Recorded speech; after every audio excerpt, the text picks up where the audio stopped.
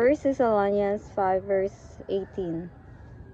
In everything give thanks, for this is the will of God in Christ Jesus concerning you. So that is the message of the Lord for you today, that God wants you to give thanks always, even in the bad situation that you have for now, and that God will help you in everything you do, and God will help you in your bad situations, and God will give you hope and a good future, and He will give you joy in the inside.